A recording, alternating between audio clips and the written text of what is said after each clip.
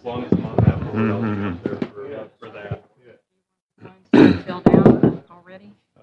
Do you want these that are already filled out? Yeah. Okay. And yeah. Okay.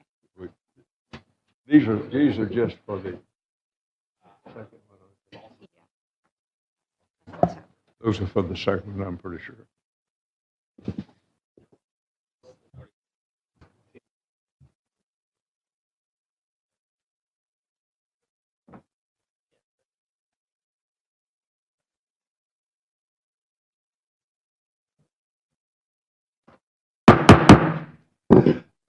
Ladies and gentlemen, let me open a joint public hearing at the City Council of City of Pearland and the Planning and Zoning Commission of City of Pearland for Monday, June the 18th, 2018. Moving in our agenda, staff have picked this up. Yes, sir. Here I am. Okay. For tonight, order of the agenda, we'll have a joint public hearing with two cases. The first on Roy Road, the next on Patricia Lane. Then we'll have a set of joint special meetings, one on Hatfield, one on 4415 Broadway, the other at 3011 Yost Boulevard, and then the next and final at 6834 Broadway Street.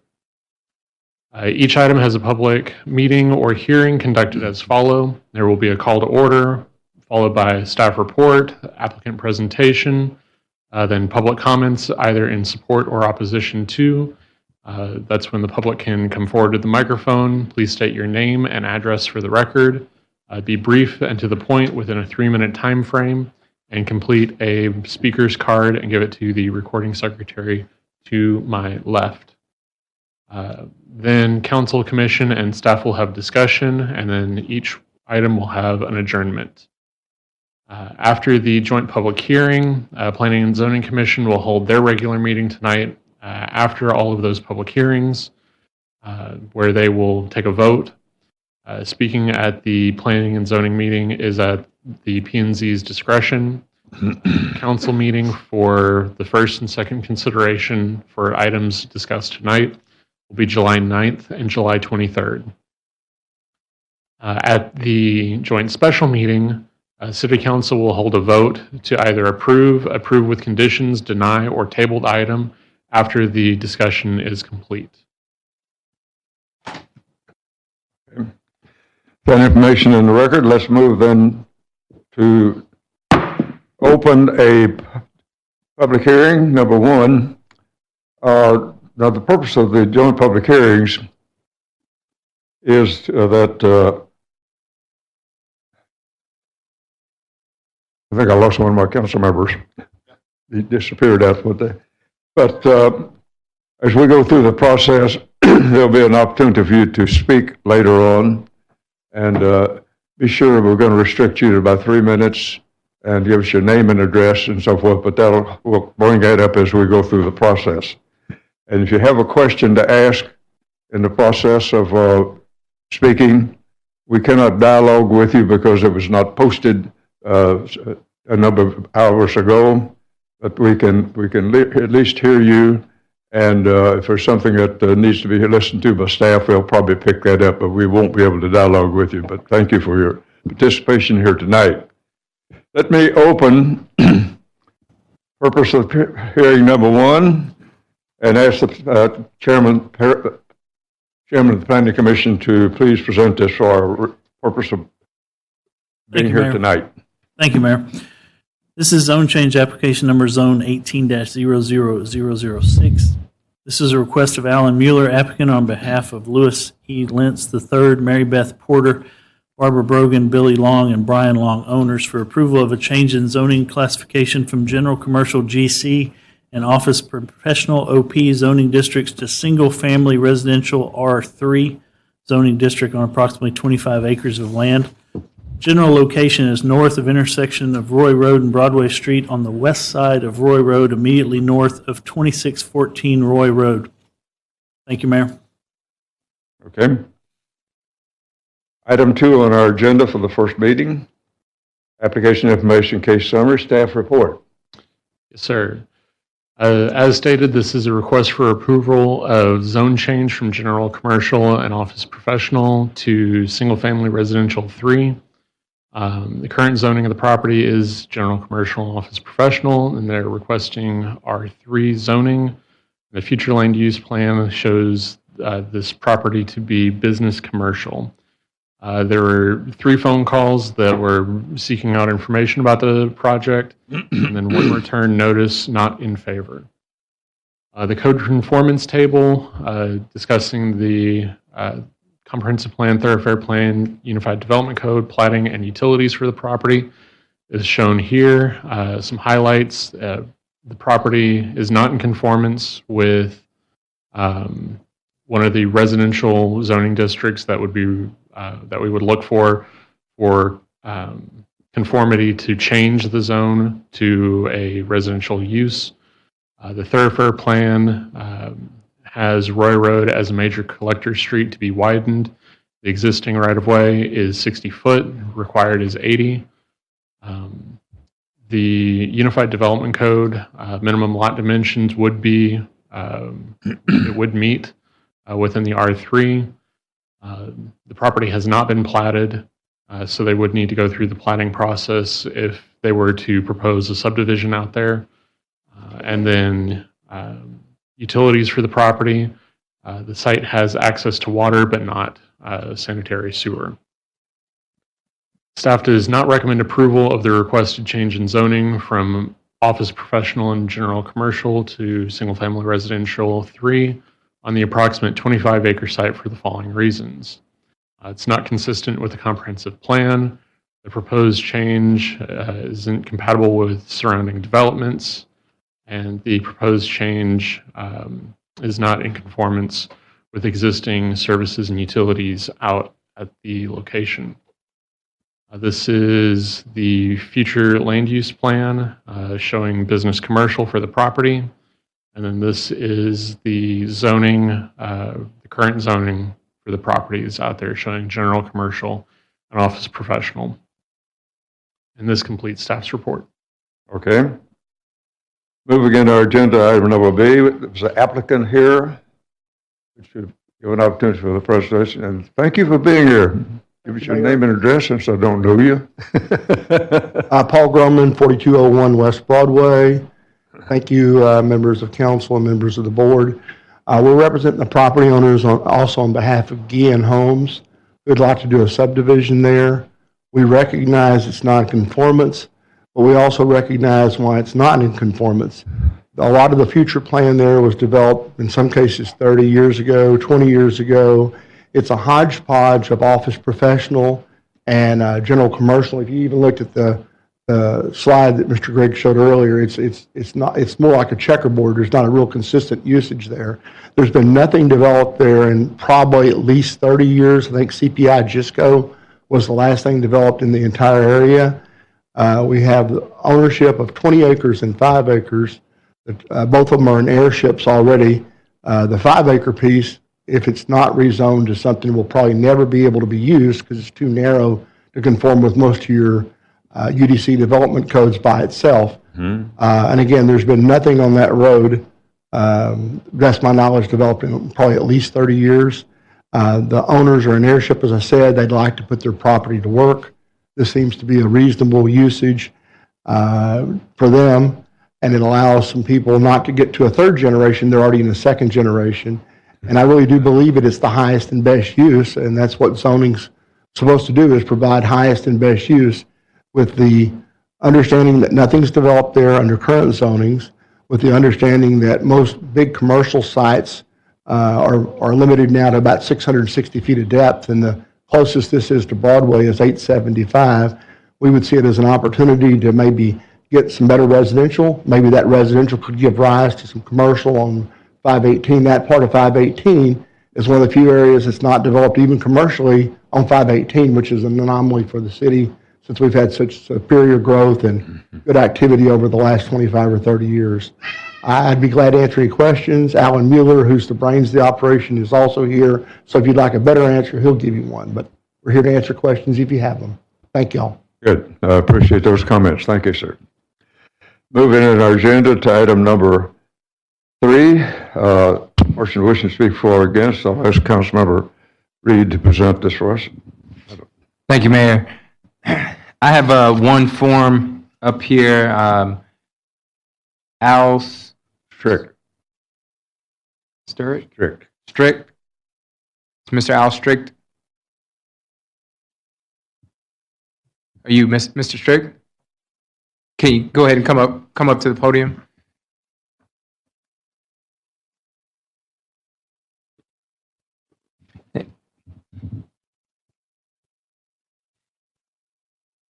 Thank you for being here tonight, Mr. Strict. If you could limit your comments to 3 minutes, and please state your name and address. And I'm not sure if I got your last name right, but It's Strick. Strick. Okay. The address is 3208 Patricia Lane. Okay. And I'm speaking in behalf of the rezoning for Patricia and the corner of 518. And the reason are we speaking on the right thing? No, I think, I'm sorry. Might be calling me at the wrong time. No, you had written down written down this number, but if you want to speak on, what we have is 2 public hearings in this session. Then when we switch, we go to 4 CUP requests, which I think most of you probably, I understand, will be here for that. So it's possible you're speaking for the wrong meeting. yeah, there's a different number down here, so I apologize, sir. I'll call you back up then. Thank you. In that case, is there anyone wishing to speak for or against this agenda item? Is there any persons in the audience wishing to speak for or against this agenda item? Okay, Mayor, looks like no one Okay. wants to speak on this one. Thank you. Move it.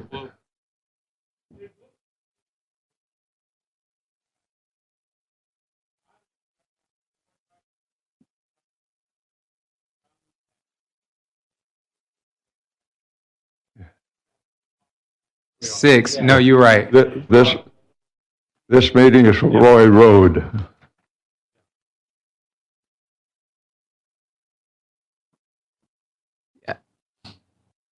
Yes, sir, you're right, actually, and that's why I called 1006 18-0006. But it did change up there. Staff. Okay, no, that's for hearing number 2 is 18-0007, and so we're actually at the portion where it says persons wishing to speak. Item number 3 at the top of the screen. We have 2 Yes. separate meetings tonight. We have several meetings, and so we're still on 1006. Thanks. For zoning okay, moving in our agenda down to item number 4, Council and Planning Commission and staff. Councilman, we're talking with Councilmember Carbone. Thank you, Mayor. I did field one call in regards to this, and I guess the question would be in terms of traffic. After this if this were to pass, then at some point traffic study, would staff anticipate the need for a light at Roy Road? Because I know traffic right now backs up there already, trying to turn eastbound. Councilmember Moore? Just I'm Mayor. sorry, he's still talking. Matthew Brown, engineering. Traffic would be addressed or analyzed if this were to move forward.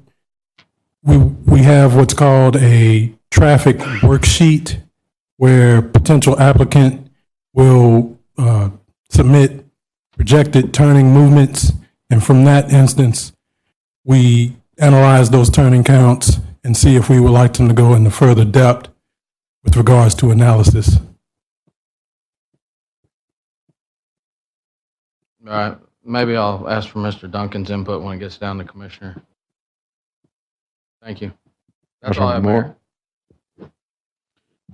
So it says in our packet here that Roy Road is scheduled to be widened. When is that scheduled to be widened? what time frame?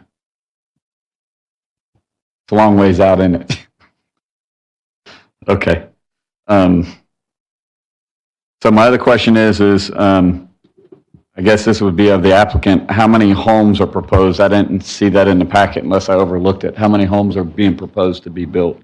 We're thinking it's going to be less than 80, and they'll probably average a value of about $340,000.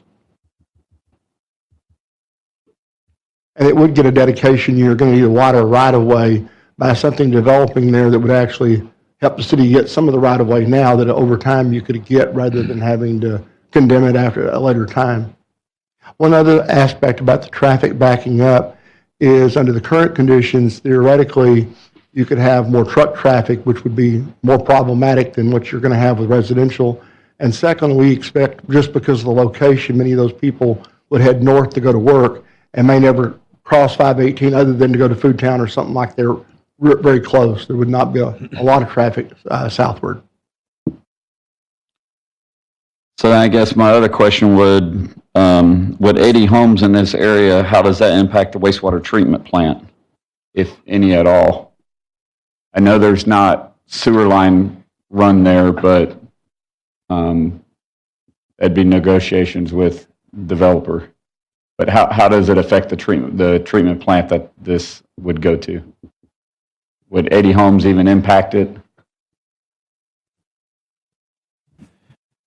We need to look at that. Of course, we're in the preliminary stages of an expansion of that plant, and the impact. We'd have to look at that. I don't believe it'd be a significant impact on the ultimate size of that plant. But as you said, we would have to look at the lines as well and what would be required for the developer to put in to get to the existing system.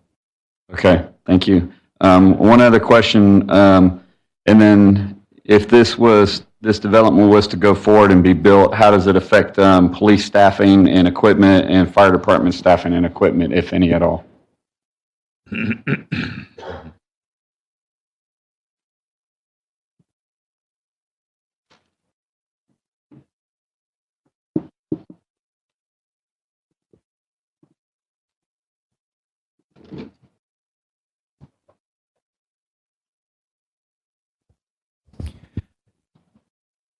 That's going to be a decision. Obviously, the more development we have, the more residents we have, the more impact we have in the community overall. So we just have to look at that particular time. We've been averaging, each year we look at that based on the current need, and then we present a recommendation to you at that time. So the current fire station that services that area could handle this? It's close enough from a response time, definitely, to get it there within what was recommended in the recent study. Okay, thank you. Okay. Councilmember Reed? No comments, Mayor. No comment. Councilmember Ardno? No comment. Councilmember Little? I had the same comments. Gary kind of stole my questions, but he was first up. I guess my concern is the 80 additional homes, one way in and out of there. It's Roy Road. I would be concerned about the traffic. That's really the only comment I have. Perez? Thank you, Mayor. So I'm probably not going to be in support of this, mostly because I like to use the future land use plan as our guide for what we do and why we do it. We just don't have this targeted as high-density residential. The residential that's close to it is low-density residential. And we would end up leaving a sliver of land that has this odd zone that nothing could be done with it. I mean, if we were talking about maybe rezoning the entire area around the food town and doing something a little bit more contiguous, I think I'd be fine with it. But just chunking out one 25-acre section, taking low-density residential and making it non-contiguous with or non-conformance with the future land use plan, I don't feel like that's our best move.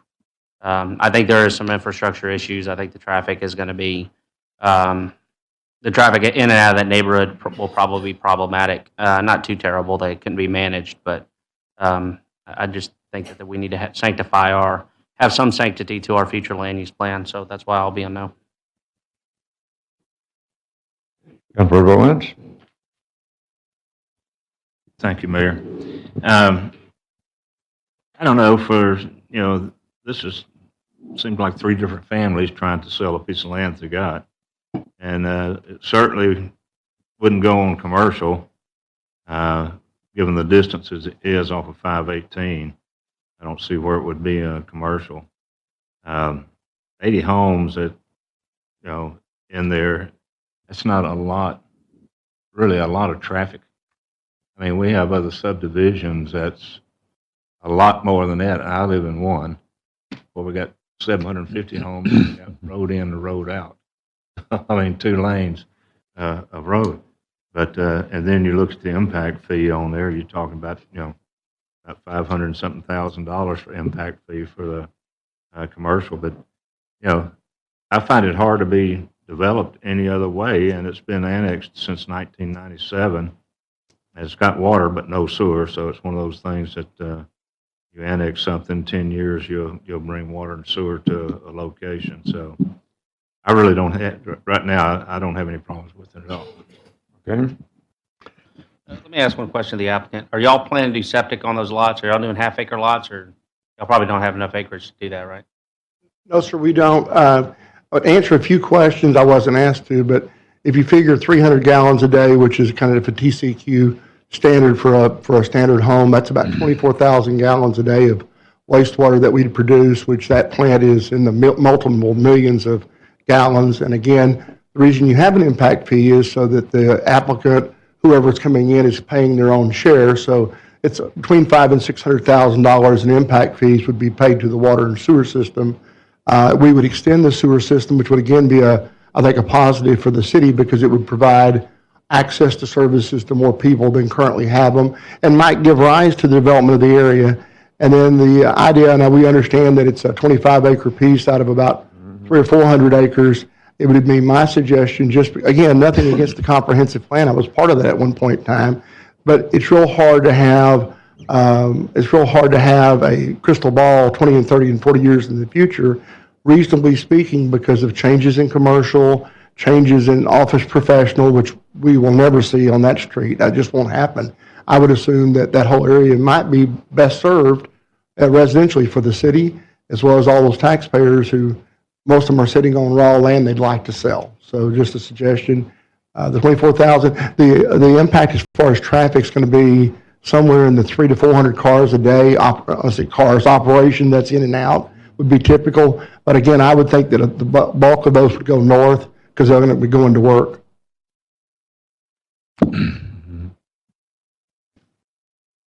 That completes your comments? Okay. Moving on our agenda, the Planning Commission, Mr. Chairman. Thank you, Mayor. Carol. Laney?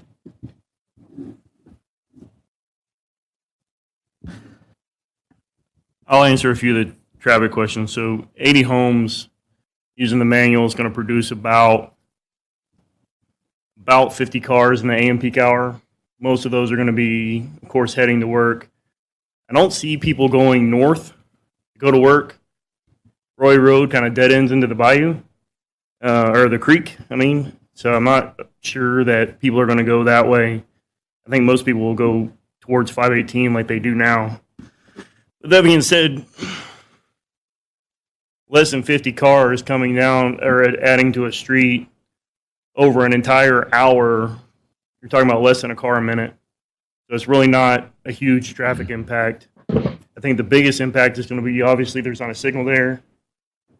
With the neighborhood south, it's going to get real difficult to line those 2 streets up to be able to make that a good signal anyway. I'm not really, wouldn't be really excited about putting a signal at that intersection unless it was really, really necessary. In general, with the property, I'm not necessarily in favor of it either, and because it kind of puts a residential zone right in the middle of a sea of business, commercial, and office professional zones. I don't think we should spot zone. I think if we want to change it for the area, that there's a process to do that. But this one case, I don't think really decides it for me. So. Troy? Mary?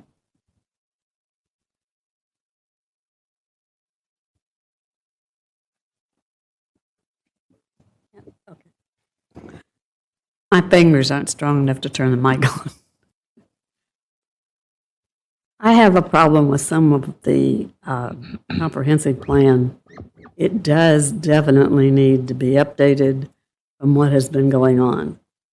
I think this would be a good place to start, some residential in that area. I can't see commercial going in there because of it hasn't happened in all these years. I don't see why it's going to start happening now. I don't think that's too many houses for the area. I do think it would start a development out there that would increase the tax base for the city. Thank you. My opinion of this is that I agree with staff's recommendation for denial. Mayor, that concludes our comments. I complete your report, Mr. Chairman. All right. Staff have any wrap-up comments at this point? No, sir. Okay. Then I will adjourn this particular standalone document public hearing at 6:57. And in a like manner, before I do that, I suspect quite a few of you, I recognize a few faces in the audience, and I suspect that some of you have probably not sat through public hearings for zoning changes and things. These are generally all pretty well, the agenda is pretty well the same. The subject matter will be changing. But I'll always open a meeting with a gavel. I'll always close it with a gavel. And then we usually have the same agenda where we have the applicant can speak, citizens have an opportunity to speak, and with restrictions, of course. And the process is that the one we just handled, we did not make a final conclusion. What we did is accumulate and get the input from the citizens who would like to have spoken, who did not, for that. And we did several, and our council questions and answers with the planning commission in front of me here. So it's an opportunity for us to explore whether something that is being built deserves to be there and is one that we feel fits in with our planning and zoning guidelines and so forth. So that'll give you sort of an idea if you have not been in one of our council agenda public hearings at this point. So it would help you a little bit. The first one I attended, it was kind of confusing. So with that in mind, let me open a standalone document public hearing for hearing number 2. Ask the chairman of the planning commission to read into the record the legal reading for the purpose of this meeting tonight. Thank you, Mayor. This is zone change application number zone 18-00007.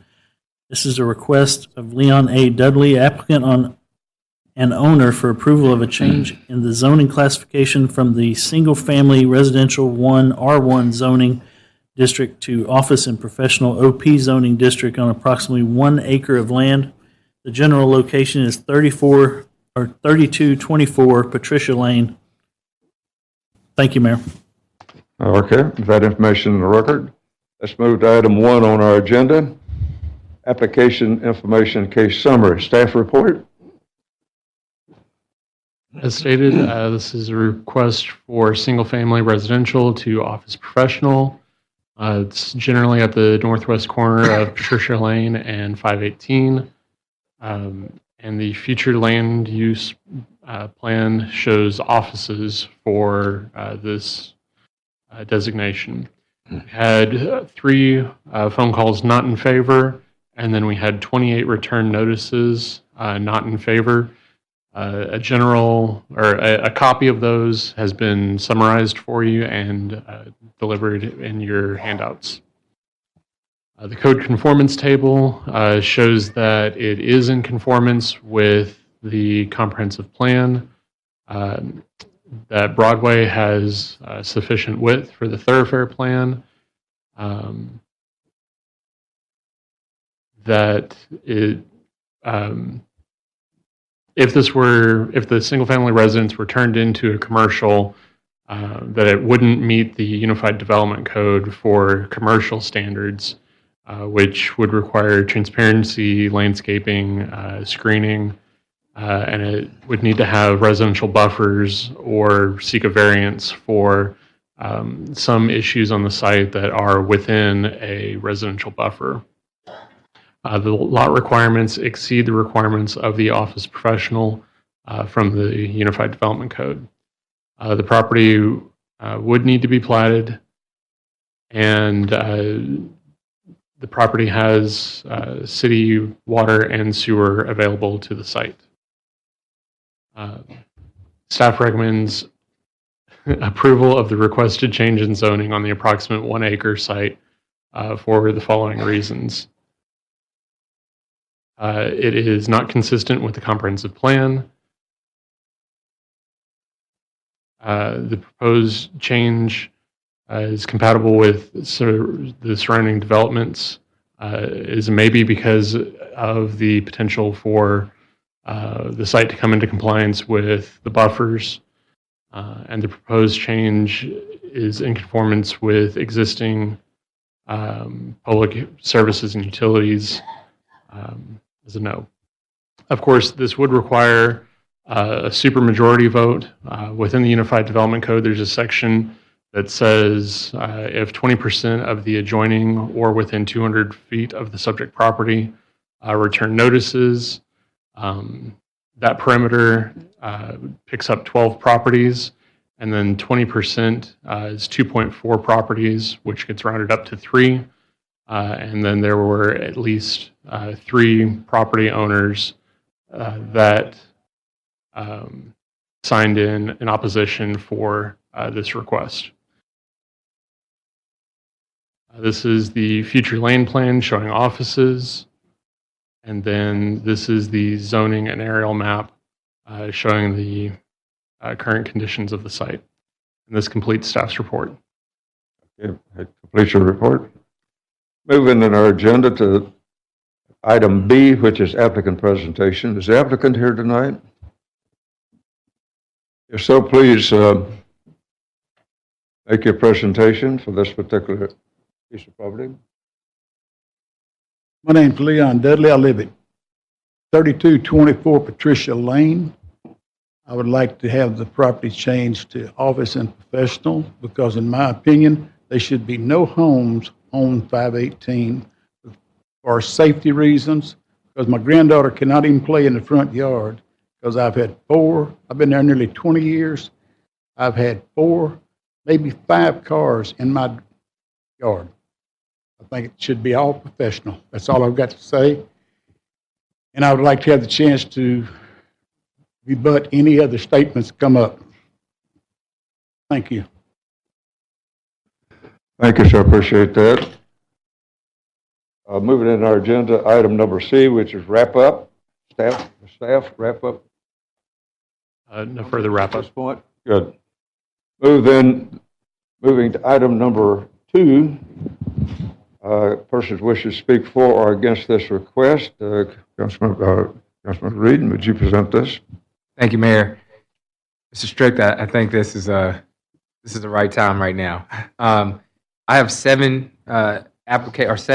cards for speakers for tonight for this item. Mr. Strict, since I called you up earlier, if you could come back up, please limit your comments to 3 minutes. Also, please state your name and address before you start speaking. I'll let you know when you have about a minute left.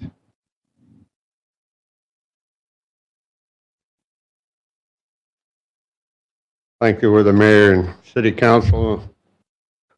My name is Alfred Strick at 3208 Patricia Lane, 77581.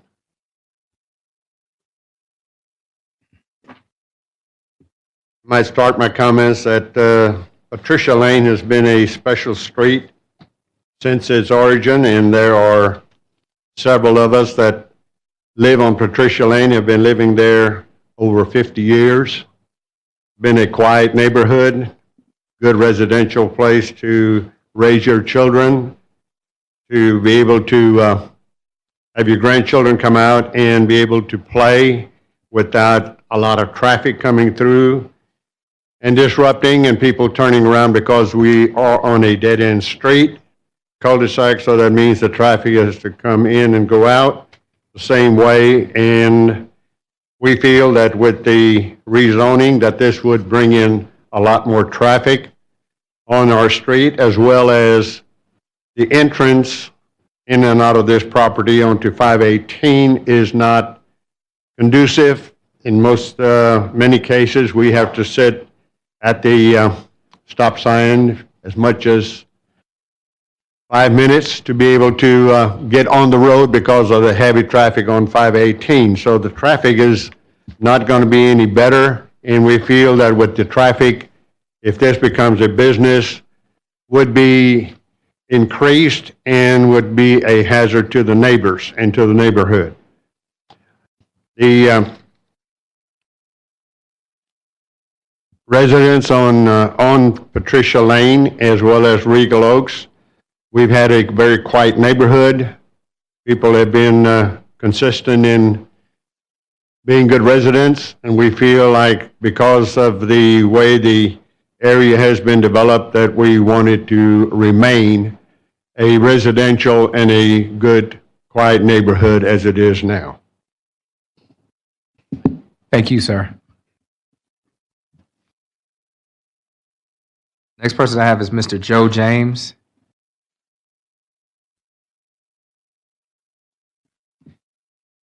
And like I said, there's about 5 others that were wishing to speak. However, if you would like to yield your time or want to state something similar to what Mr. Strick or Mr. James have mentioned, feel free to just stand up and let me know, and I can just give them extra time. I'm Joe James, and my wife and I have lived on Regal Oaks 26 years. And you're probably wondering why I'm up here if I live on Regal Oaks. Can you give us your address? 3220 Regal Oaks. Patricia goes, Regal Oaks is going to go. Both of them, both streets are dead end. And we have enough trouble with Green Ghost traffic and the churches on the other side of 518. Something I haven't heard mentioned is there's some kind of rule. That's 518 is a state road, if I'm not mistaken, is it not? And if there's not enough frontage on that road, a business cannot have an entrance to that property. And the entrance will be on Patricia. And if Patricia goes commercial, eventually they'll get the houses on 518 from Regal Oaks. And they'll have more businesses there. And there'll be 2 streets that traffic will be turning down and coming back out. So on Regal Oaks and Patricia, people going to those businesses are going to have to turn into the street and then go into the business. So us people coming in and out, we're going to have to wait on those people. So if anybody can address that as being correct as what I'm talking in the planning commission or planning committee, I would appreciate it. So anyway, my wife and I are against it. And if it's all right with the council, I would like for everyone that's against it to hold up their hand to see how much support that we have. Thank you. Thank you, sir. Mr. Michael Hooper.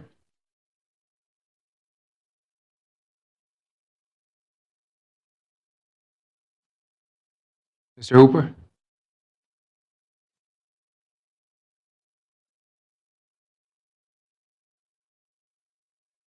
Thank you for being here tonight, Mr. Hooper. If you could, please state your name and address. My name is Michael Hopper, and I live at 3210 Patricia Lane, 77581. I was coming to speak on behalf of the rezoning. We're new to the street. We've been there about 2 years. We moved there because we have a large family, and it's a quiet area, and that's why we chose that street. We really like it back there. It's quiet. You get the occasional cars that come down just kind of sightseeing, but for the most part, there's not a whole lot of traffic. And I guess the part that scares me about this the most with 4 small children, that you're going to see a big increase in traffic. Our kids play basketball on the driveway. They ride their bikes. So I guess that's the scariest part for me, is seeing the increased traffic that could come from this. And we really like it there. I hope to raise my family there on that street and stay there. So I apologize for the lights, but somebody's not happy. So that's really all I have to say. Thank you, sir. Thank you. Mr. Dan Mendez.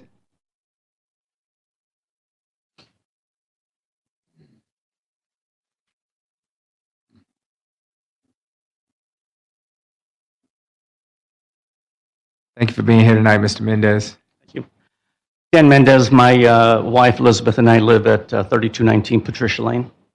We've been there, thank you, Mayor and members of the council.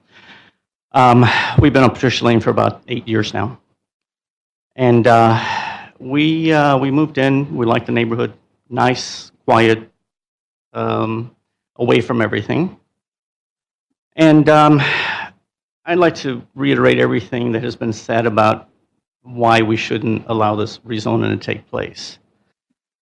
But there's also a few things that I think we all realize about Pearland.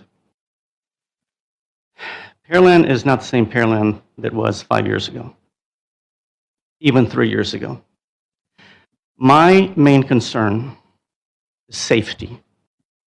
Not just safety for my family, but for our neighbors, our children, and our elderly residents. We don't know who's coming into our neighborhood now.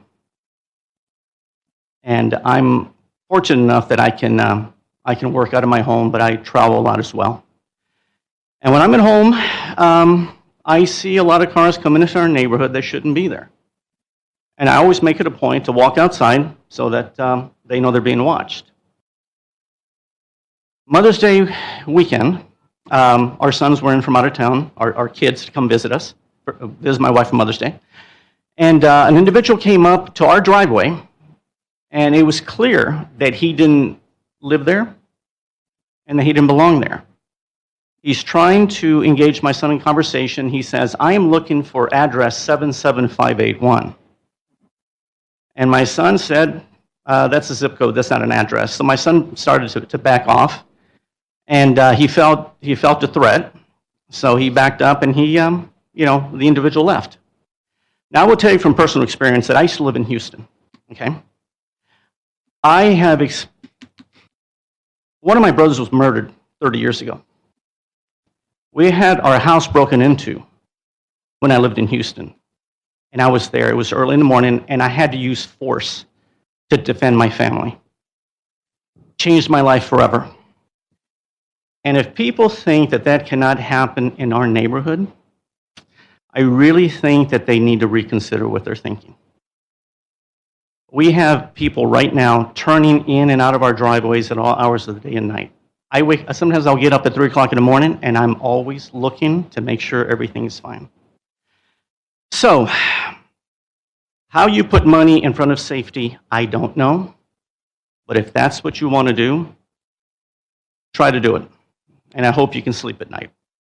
Because I think our neighborhood should stay the way it is. People have worked hard all their lives to live there. And this is being taken away from them. And I think that is very unfair. So, having said that, I think everything else has been covered before me. So, I have nothing else to say. Thank you very much.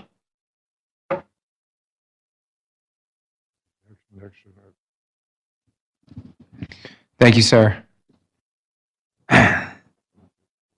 Forgive me if I don't get this name right. Herma Tefelsky?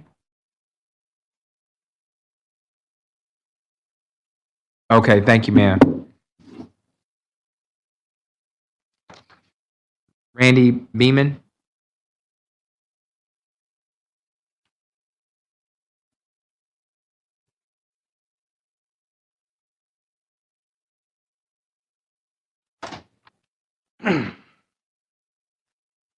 Good evening, and thank y'all for letting us speak and be heard.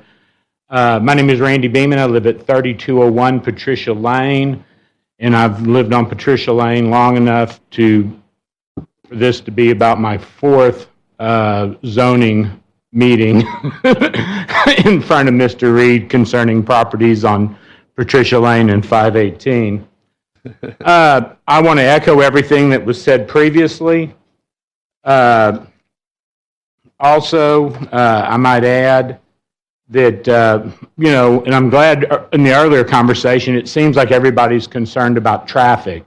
Traffic is a huge issue. It's very, very difficult and very hazardous getting off of our street right now. We understand the stoplight at Yost Road and stuff, but it did change a lot of the flow of traffic. It became more difficult, and I got no beef with that. We know that was planned a long time ago. But any business that would be added, that's going to put more traffic because their only access is going to have to be via Patricia Lane. Coming in, going out, it's going to put more traffic down the street. I'm fortunate enough that Patricia was quiet and low traffic, and I raised my 3 children to adulthood without any incidents or accidents, and they could play in the street, and it was safe. That's why we moved there. That's why a lot of people live there. That's why my neighbors in the cul-de-sac who all flooded during Harvey, none of them left. Oh, I don't want to do this. It's because they enjoy living there. They like the neighborhood the way it is. Nextly, I want to address, too, there is no need right now for this additional commercial property. There's commercial property for sale all up and down 518 and all around Pearland. It's been for sale. It's already properly zoned.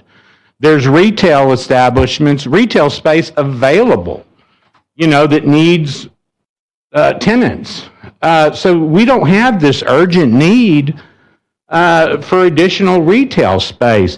So really, this rezoning benefits one person, and that's the applicant. Because in doing so, he can, and he's listed this property with realtors for $550,000. Okay? His house is about the same size as my house, same amount of land. In my house, I could expect to get $250,000, $275,000. He could get $250,000, $275,000. But if you rezone it into commercial, 5.5. So it's not that he can't sell the property. The last time he was here, it wasn't because of grandchildren playing. It was because of his property taxes were being.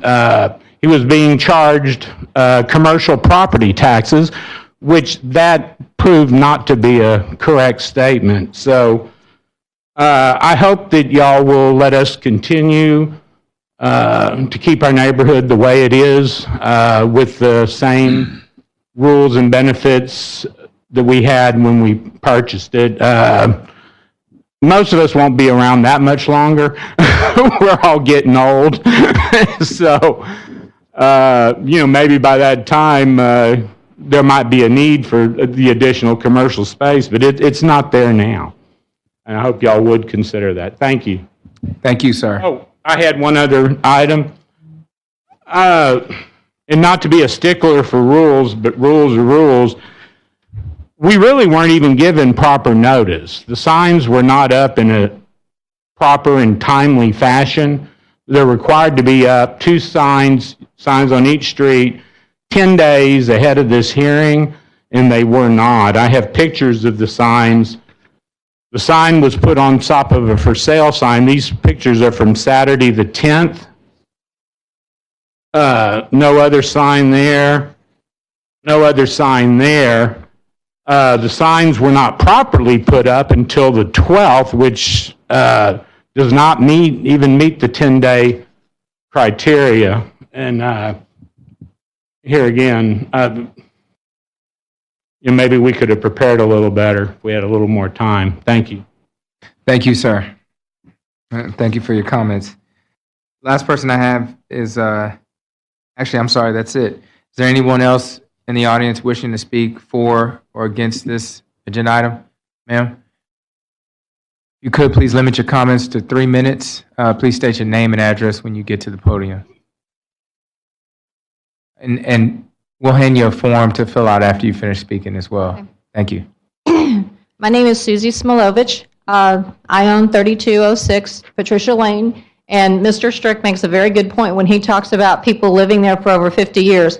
The third generation of my family is living in that house, that same house that was built, however many years ago it was built. It's also sitting on nearly an acre of land, which means that it's written up, since I'm the owner and I'm letting the third generation live there, part of what's written up in the paperwork in order to transfer it upon my death, that the lot next to me or that land can never be divided, so that it will always be big, wide, and open for a number of reasons, one of which is it allows some of the children in the neighborhood, if they wanted to come down there and play, it's almost like a park because it's St. Augustine, and there are a couple of other lots around there as well.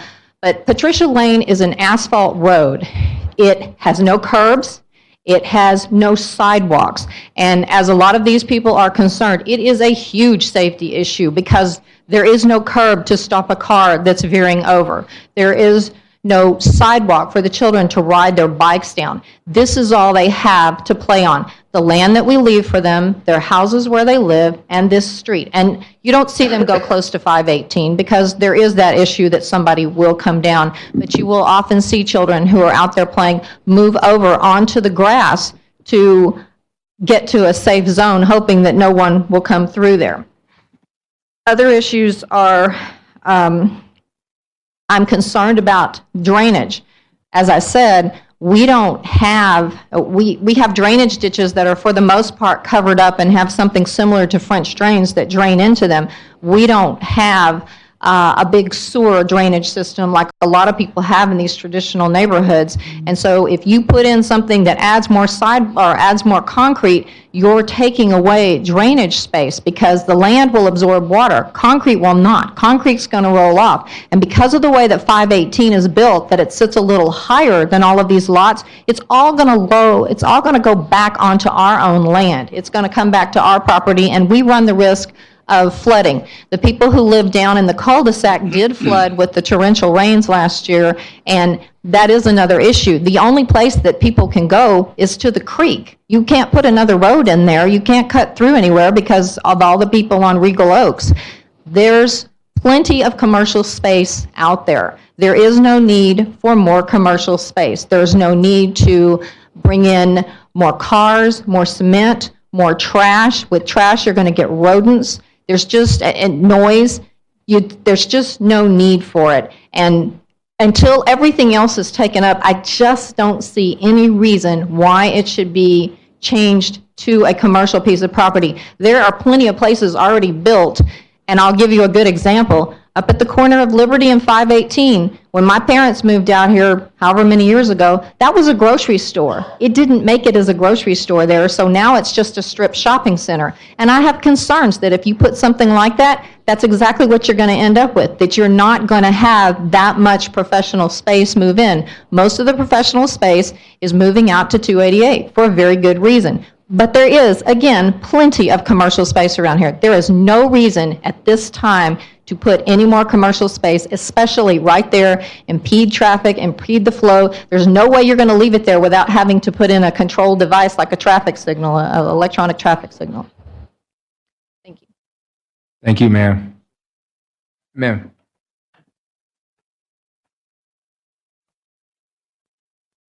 Is there anyone else wishing to speak for or against this agenda item? For the last and final time, is there anyone else in the audience wishing to speak for or against this agenda item? I'll pass it back to you, Mayor. Okay. Moving back into our agenda. Item number 3 in our agenda is an opportunity for Council, Planning Commission, and staff to do some kind of a wrap-up comments. Moving with our City Council, starting with Councilmember Owens. I have no questions. Councilmember Perez. Nothing this time, Mayor. Councilmember Little. At this point in time, I'm probably going to be a no on this one. Okay, Councilmember Ard, no? I won't be here, so no more questions. This is last meeting of the planning commission anyway. Have no further comment? Good. Councilmember Reed? I have no comments, Mayor. Well, actually, just about the notice. Just want to make sure did we put it up in a timely manner? Well, did the applicant take care of everything in a timely manner? Okay. Come.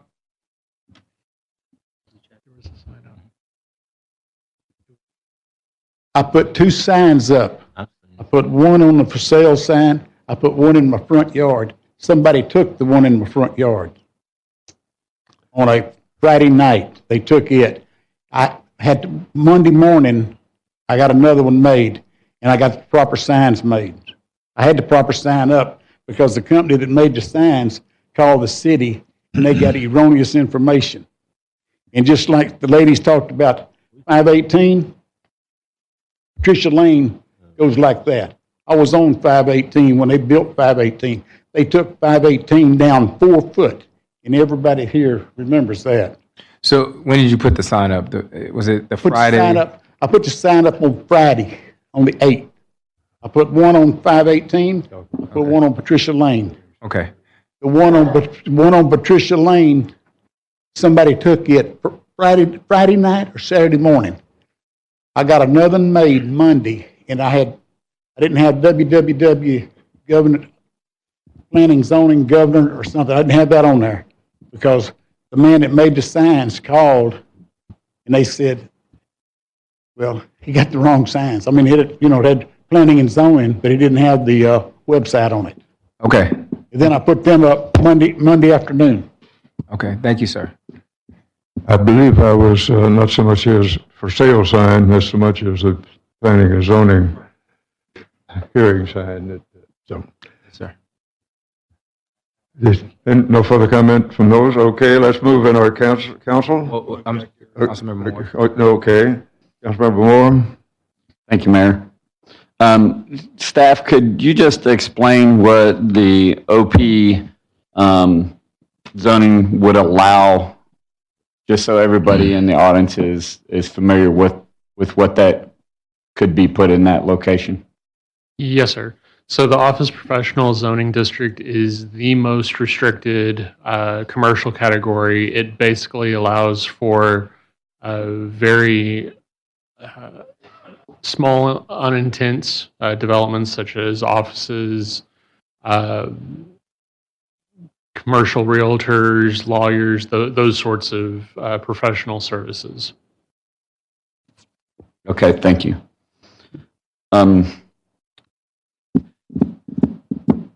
If I was to be in favor of this, I would want to request a engineering variance to allow for an entrance to be put on 518 into this property and have the other entrance on Patricia Lane be blocked so that there would be no increased traffic onto Patricia Lane. Not only that, but if we could put it to the furthest west portion of that property, looking into the future, that if the property west of this one was to go commercial, that would allow an entrance for that property to help limit traffic on Regal Oaks also.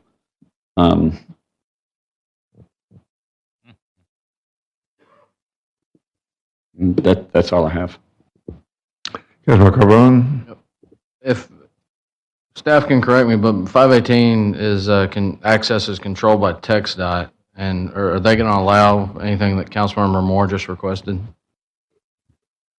Yes, sir. It is controlled by TxDOT. We do work with TxDOT on a lot of situations like this, so it may be something that we could request if that's what makes most sense when if it were to change zoning. But is not there any way? Not a guarantee. It doesn't meet TxDOT spacing requirements, but we could make the request if it makes sense to. Is there any way, because what I heard from Councilman Moore is he's a yes vote if TxDOT approves it? I didn't say I was a yes vote. I said if this goes forward, I would like to see that variance. Was that a no? I didn't say I was a no vote either. Wow. Are you going to commit to a vote right now? You commit to a vote right now? When? I thought we weren't voting tonight. We're just discussing it. Okay.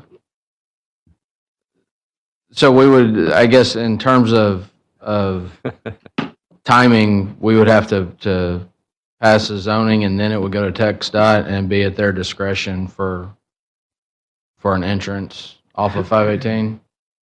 I mean, there's no way to hinge it contingent. I think legally we can't put a contingency on a zone change. It's not a CUP, so we can't require them to follow any particular rule legally. The state doesn't allow it. With respect to the driveway spacing, the driveway spacing on 518, since the major thoroughfare in our criterion manual is 350-foot spacing, what we could do, and this would be not a contingency of the zone change, but what the staff could do is they say, space the driveway as far from Patricia Lane as possible, and as a condition of allowing the development, because it's in best engineering practice, say we're not going to have a driveway on Patricia Lane, even though we don't really have criteria that forbids it. That spacing would be 75 feet, so there's spacing for that driveway. There's really not a way in the zone change to be able to allow it unless I'm wrong on the law. Is that correct, Darren? That is correct. We would not be able to put a contingency like that on a zone change application. So we're just zoning the property today, and then that would have to be a variance that would be applied for at a later date.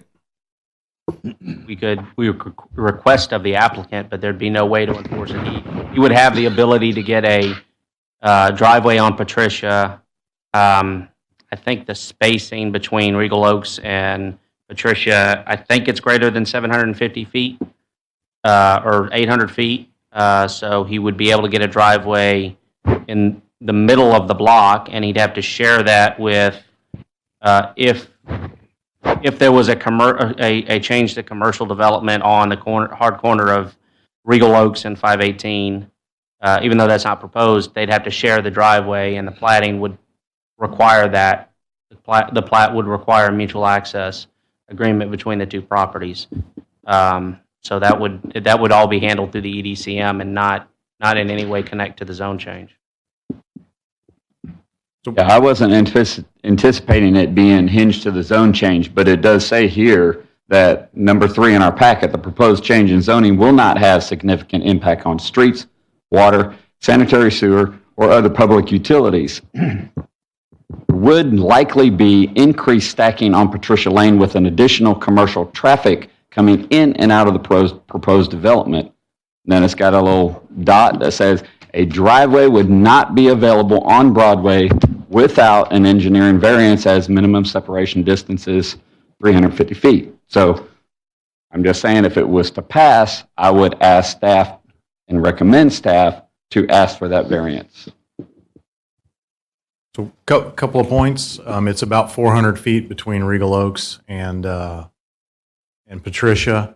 And then the TxDOT spacing is actually longer than our spacing on thoroughfare plans. They do it based on speed. So I believe it's a little further than ours. I think it's 360.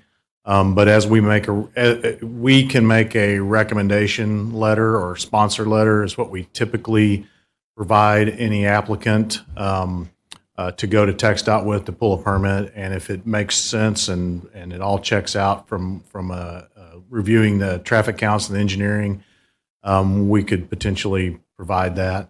One other caveat with that is that, TxDOT may look to try to do some sort of right in, right out, or a restricted movement there as well because of the distance between existing roads.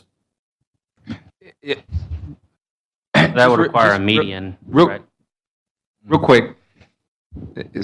Okay, so hold on one second. Real quick. From what it sounds like, it sounds like these residents are concerned with not just traffic, but safety as well. And so I guess my question is just a hypothetical question. If this applicant was to come back with a CUP and or I don't even know if that's possible, but come back with a CUP and actually his structure stay the way that it is, but maybe it turn into, a law office or a doctor's office.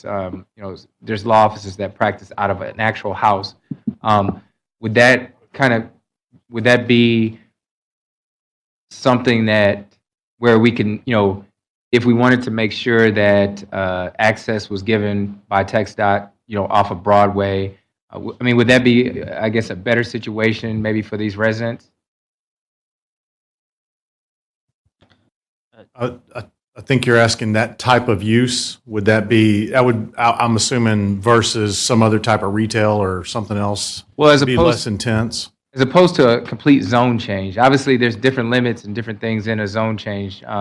And, at the end of the day, they don't know what's going there. These residents don't know what could possibly go there. Yeah, we have a list. It's exhaustive, but, they still kind of want to know, hey, is the structure going to be torn down? What's going to be there, right? And so if he came back, we had a daycare on our agenda maybe some years ago that was on Bailey Road, and they came forward with a CUP. If he came back with a CUP, would that kind of maybe be more helpful to kind of ease both the residents and the property owner? I'll defer that to either planning or legal. Well, I'm looking at the. Hold on, Councilman Perez. I just want to hear from staff real quick. Yeah. One of the issues with that is that if you'll notice on the screen, this is out of Chapter 2 of our Unified Development Code, the land use table, office is permitted by right with an office professional. So if using your instance that it's a law office that comes in there to make that residence into a commercial property, then as long as he can meet all of the requirements of the Unified Development Code, changing it from a residential property to a commercial, then there's no outlet for a CUP there. The only uses that an office use can be conditioned on a CUP is M1, RRN. I'm not familiar off the top of my head what that is, but the neighborhood services, the office professional, they're permitted by right. So we couldn't electively require them to follow a CUP. So the zone change is either we allow the use and all the uses in that zone, and we can't put any conditions on it, or nothing, because there's no use for there's no office professional, or there's no office uses within a residential zone that are allowed even by conditional use. It's all or nothing. Thank you both, Councilman Perez and staff. Former staff Perez. How'd you know I was on staff? Does anybody know what that building is on the other side of Patricia Lane? It looks like a large white warehouse type building. Is that a business or not? Just a large garage? Okay, thank you. Does that complete your comments, Mr. Moore? That complete, Mr. Carbone, did that complete your comments? That's all I have, Mayor. Thank you. Okay, you're through. Okay. Let's move into the Planning and Zoning Commission, Mr. Chairman. Thank you, Mayor. Mary, do you have any comments? I'm not in favor of this changing. Troy? Yes. I counted 34 people who are opposed to this change, and so there's a pretty large contingent of people here today, so I think the people of Patricia Lane have spoken today. So I say no. Thomas? I don't have any comments. I'm not for this. Daryl?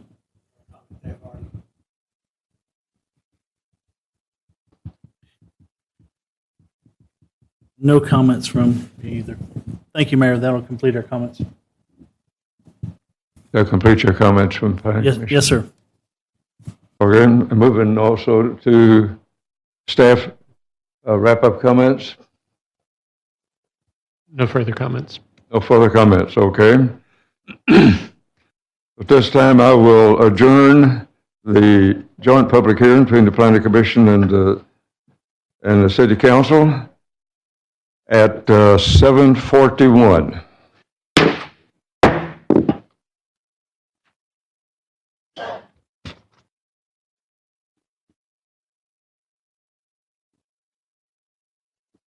we will be opening a different series of planning and zoning for joint special meeting. So we have just a moment. So we'll take a sort of a brief recess here, 3 minutes.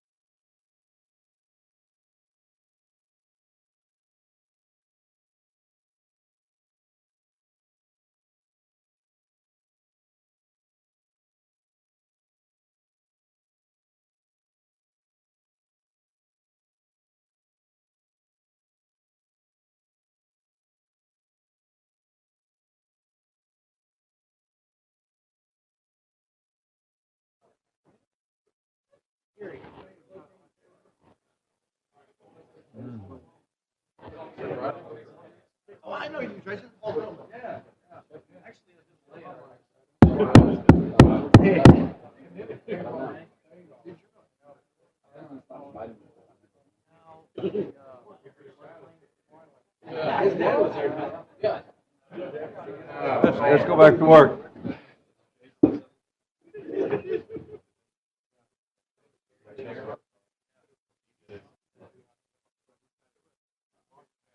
Woody, if you sit down, we'll go to work. Hey, Woody.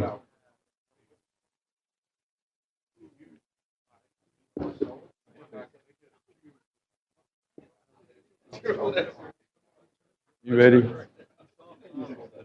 Yeah. Ready?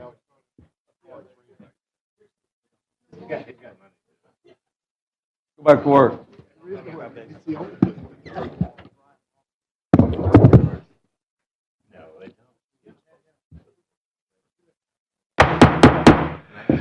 Ladies and gentlemen, let me open a planning and city council, city planning and zoning commission in the city council, city of Pearland, a joint special meeting starting right now at 7:48. Item 1 on the agenda is called to order by the council. And all of our members are present or attending, except for Councilmember Reed, who will step out for just a moment, but will join us in process. Chairman, Planning and Zoning Commission. Likewise, all members are present. Okay. And we do have that takes care of the roll call of the City Council and roll call of the Planning and Zoning Commission. Introduction of the agenda and format of hearing. Joint public hearing number 1, which we will open at 7:49. Ask the Chairman of the Planning Commission read into the record the reason for the meeting tonight. Thank you, Mayor. This is conditional use permit application number CUP 18-0012. This is a request of Sean Reeves, applicant, on behalf of Dennis J. Hayden, owner, for approval of a conditional use permit CUP to allow for expansion of nonconformities and office use land located in light industrial M1 zoning district on approximately 26.754 acres of land. The general location is 13,600 Hatfield Road. Thank you, Mayor. That information in the record. Let's move to item A on our agenda, application information case summary, staff report. Yes, sir. As stated, this is a CUP for expansion of nonconformities and office use at 13600 Hatfield Road. The future land plan has this area as industrial, and we had 2 phone calls to discuss the project and request some more information about it. The code conformance table, it's in conformance with the comprehensive plan. It is in conformance with the thoroughfare plan with Hatfield to be widened. It has the current right-of-way of 80 foot out there. The Unified Development Code, in order to meet the UDC, they would have to come into compliance with open space, which would require 10%. The expansion of a nonconformities clause allows a CUP to not come into conformance with that open space portion. So that is written into this conditional use permit, as it would reduce a significant portion of his usable area if we were to come into compliance with the open space requirements. And the lot meets or actually exceeds the requirements of the light industrial. The property is currently being platted, and it has access to city water and sewer. Staff recommends approval of the requested conditional use permit for the expansion on the property where the nonconformities exist, and the new office use within the light industrial zoning district on approximately 26.754 acre site. And the criteria for approval is shown below. Again, the only thing that it's not meeting the standard of is the open space. This is a site plan of their proposal. Hatfield is on the left side of the screen. Again, this is just for reference. And this is the zoning and aerial map showing the property location.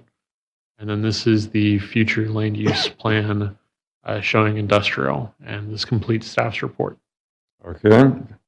Information wrapped up. Let's move to item 2, which is would let the applicant, if he is present, to please come up and make a presentation and give us your name and address, and make sure we tape this so we can always have a chance to go back and tell who it is if we know what the name is. Yes, sir. Thank you for being here. Thank you, sir. Well, thank you. Good evening, Mayor and council members and commission members. My name is Dennis Hayden. I'm the owner of Houston Tubulars. We're located on 13,600 Hatfield Road. I've been there since 1981, and we continue to try to support the growth of the city and, of course, the growth of Dennis Hayden and Houston Tubulars. What we're asking for presently is we have a New York Stock Exchange company that's interested in, is committed if I can build a 3,028 square foot office building for them on the property. It would be a long-term lease. It's not an ad hoc, 1-year lease. We anticipate there'll be a very, very substantial increase in the ad valorem tax base for the pipe value on the ground on December 31st. And that should be ongoing for many years in the future. I don't know what else to tell you. If we don't get the approval, they'll go to Baytown. I think you clarified it, and thank you very much. Thank you. Appreciate it. Send information on the record. Moving to item number 3, I'll ask Councilmember Reed if he'll handle any persons wishing to speak for or against the proposed request. Thank you, Mayor. Looks like we have one person that's wishing to speak, or at least that's filled out a card to speak, Mr. Adam Martinez.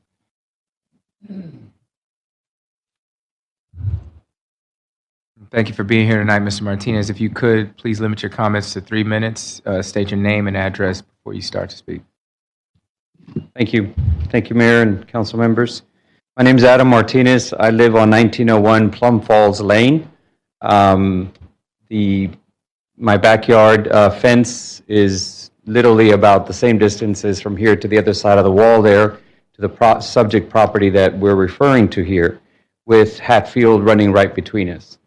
So it's pretty close. So right now we're dealing with a lot of noise from not just traffic in general, but trucks, large 18-wheelers, large equipment, that kind of thing. So it's not just simply traffic. It's a whole nother level of noise and commotion and disruption. With all due respect, there's also I think a lack of a buffer zone or any kind of a buffer really as it seeks to expand literally behind the homes of many of the residents that are already there. And so we have those kinds of issues that we're dealing with. And I would just ask you to please consider the fact that this is still very much a residential location. And the main concern is, and I appreciate the fact that Hatfield will be expanded, but that doesn't change the distance between the residents and the subject property. So thank you. Good. Is that all of them? Thank you for your comments. Is there anyone else in the audience wishing to speak for or against this item? Last and final time, is there anyone else in the audience wishing to speak for or against this agenda item? All right, thank you. Okay, that information wrapped up. Let's move into item B on our agenda, which is Planning Commission, Council, and Staff discussion. Starting over with the Planning Commission, Mr. Chairman. Start with Daryl. Laney? Thomas?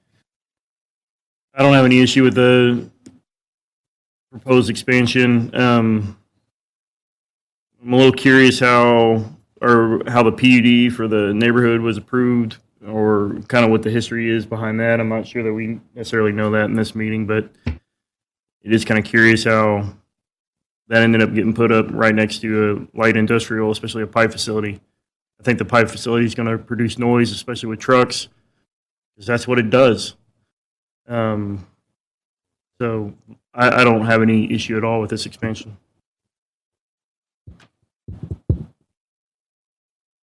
Go ahead. Nothing. Mary? I think Thomas had the question that I also had. I don't remember that neighborhood going in, so it's been at least 5 years prior. Why there wasn't anything done to buffer the neighborhood from that use, I don't know. But certainly, if this goes through, that's 3,000 square feet of less pipe yard and office space, which I don't oppose. That concludes our comments, Mayor. That completes your report. Moving to item number 2, it's the City Council, starting with Councilmember Carbone. Thank you, Mayor. And I know the applicant mentioned, what year did that pipe yard start? 81. Okay. So I'd venture to say that that PUD was after 81. Yeah, I don't. Yeah. Yeah. So with that being said, I like Commissioner Tunstall's point that more office space will be less pipe yard right there next to the residential. And that's all the comments I have. Or more? No comment, Mayor. Councilmember Reed. No comment, Mayor. Councilmember Ordno. I will be voting on this one, and I'll be voting in favor of it. Because again, it's a situation where the industrial use was there long before the homes ever were. If I'm looking at the tax registry and the deed history, it looks like Horton did their land transactions in May and June of 2003 and 2004. So that it should have been obvious to anyone driving down that road that this was an industrial area.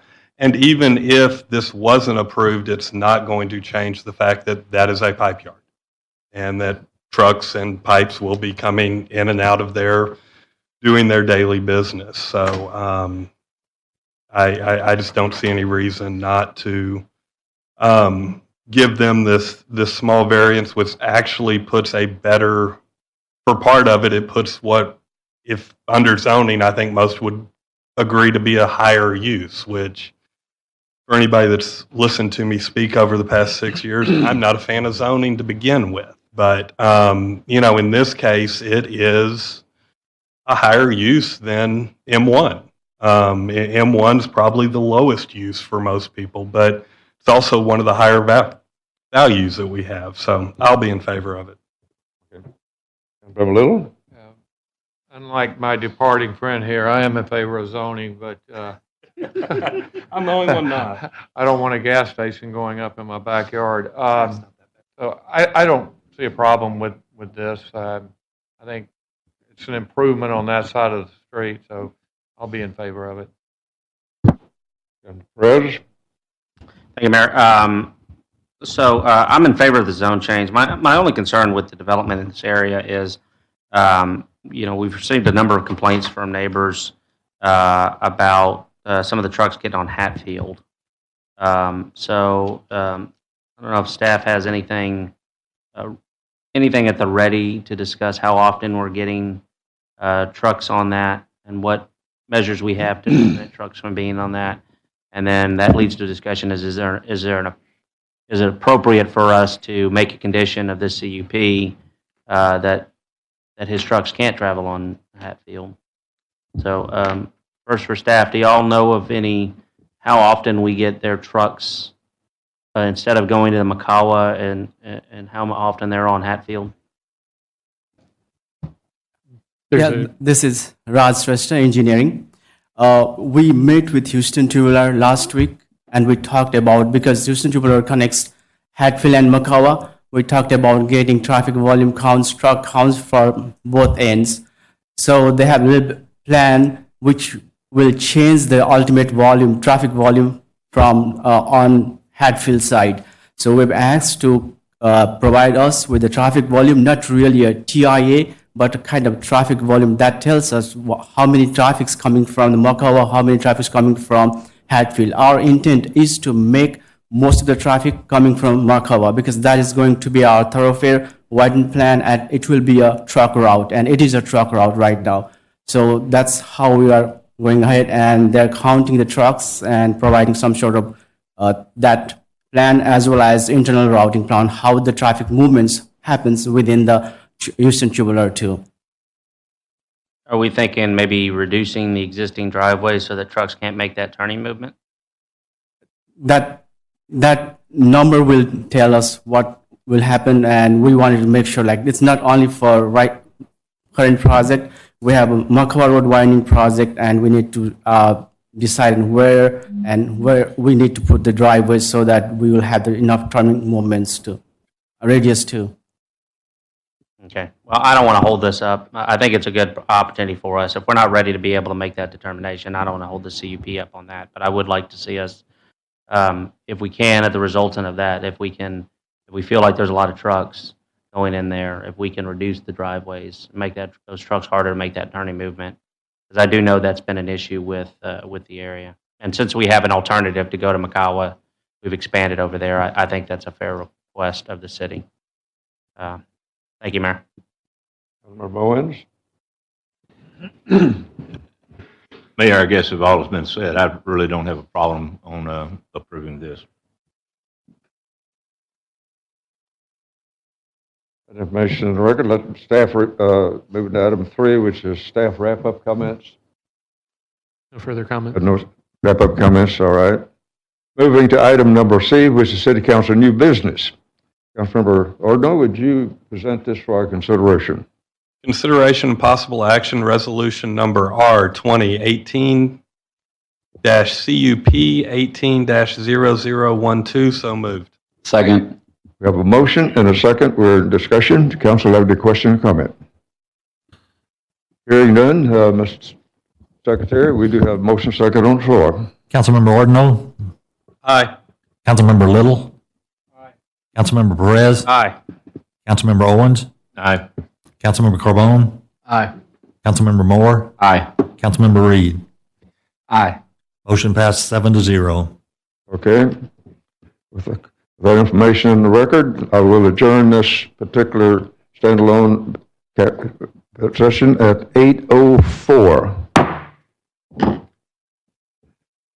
And in a like matter, I will open a joint public special meeting number 2 at 8:05 and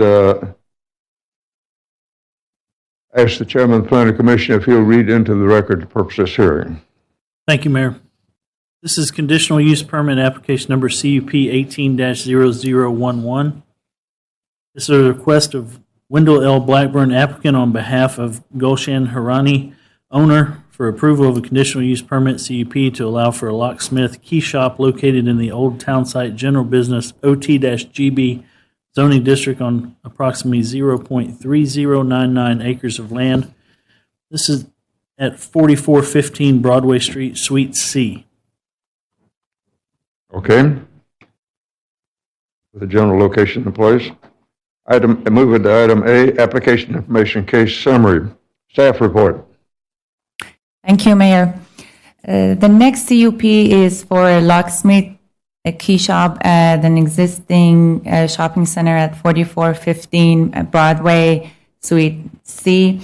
The existing zoning is Old Town GB, and the future land use is business commercial.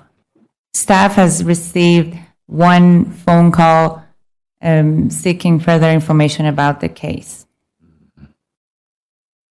The proposed use is in conformance with comprehensive plan and also thoroughfare plan. It meets the Unified Development Code. The property has been platted and has access to city water and sewer system. Staff recommends approval for the proposed use of locksmith key shop for the following reason. These criteria as listed here, the proposed use meets the comprehensive plan, zoning district, intent and purpose of zoning district, and it does not generate hazardous pedestrian and vehicular traffic, incorporates roadway adjustments, traffic control devices to control traffic flow or divert traffic, incorporates features to minimize adverse effects, meets the standards for the zoning districts. These are the pictures of the subject site. Staff recommends the property owner to provide landscaping and remove the fuel station islands. This is a current zoning map of the property showing that it's in Old Town General Business. And this is a future land use plan showing that it's in Village District. And this completes the staff reports.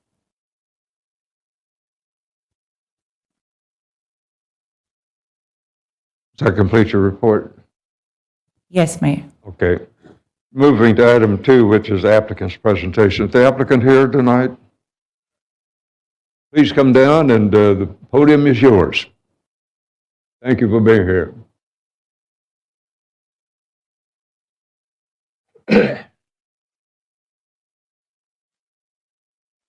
Good evening, Wendell Blackburn, That looks like a tag 4415 team going here. Broadway, Sweet C.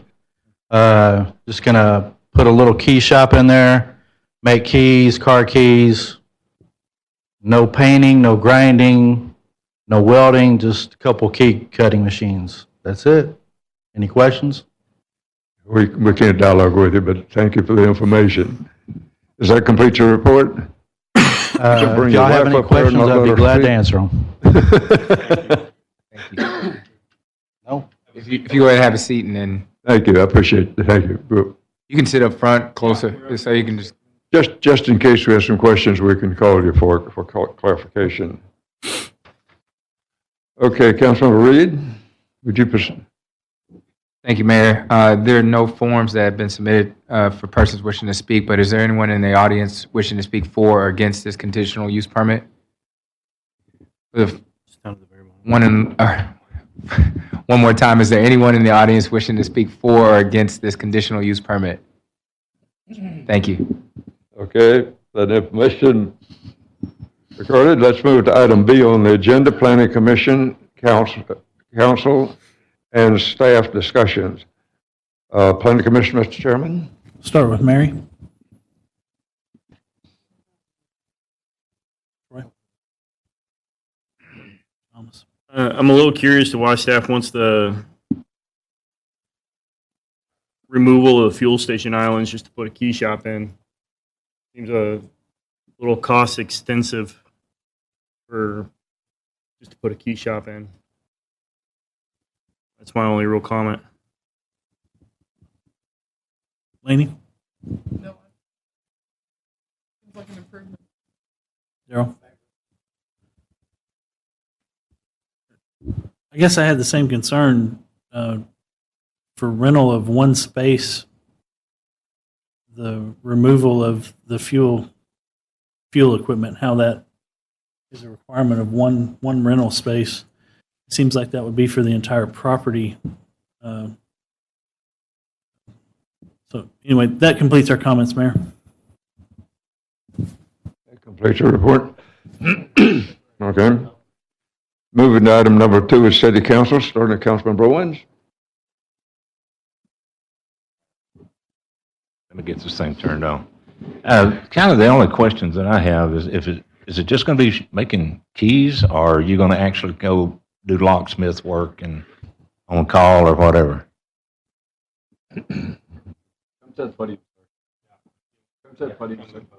Maybe sit closer to the podium over. Yes, sir. I have a mobile service also. Good. I didn't think just making keys was going to make very much money off of that. Because if you take out those gas pumps and stuff, that's going to be very expensive. Well, that would be the Owner? part of the owner that owns the building, I'm sure, but those have been capped off and they haven't been used in years. Yeah, they'll have to be taken out, I'm sure. Yeah. So, But that okay, expense, that's I'm all sure, I would had. I just be- want to make sure you're doing more than just sitting there making keys. Yeah. Okay, that's it. You might sit pretty close to the podium and say the wear and tear on the carpet, in case you get another answer. So if you want to go sit down, you can do it closer to the podium if you'd like. Okay. Moving, okay, Councilmember Perez. Thank you, Mayor. How many square feet of this building are you going to be taking? Or percentage, roughly? See, I told I you. believe it's around 800 square feet. It's about half a building? Yeah, it's A it's quarter? small. Oh, okay. I didn't see that exhibit. My apologies. I mean, I personally, I think what'll happen in this building is it'll lease small chunks at a time. I don't think there's going to be anybody's going to come in here and take the whole thing. At some point, the owner of the building has got to take responsibility for removing those old pumps. I mean, if it's an hour later, I don't really see the difference. But I don't think it's for CUP. I don't think that's a wholly inappropriate thing to ask for, is to have the owner of the building remove the residuals of the old pumps. I assume that the tanks have already been removed?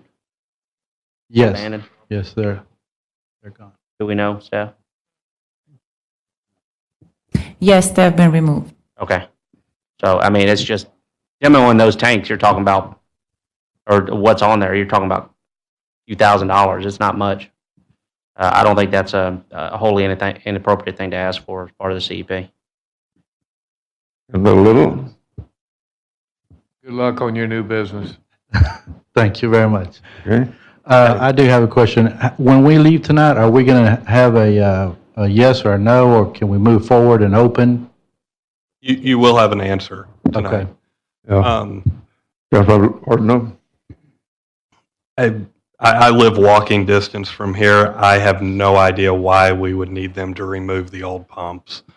I'll be honest, and this is a question for staff. What's triggering the CUP? So a locksmith actually is a separate land use category, and it does require a conditional use permit. No matter where it's built in the city.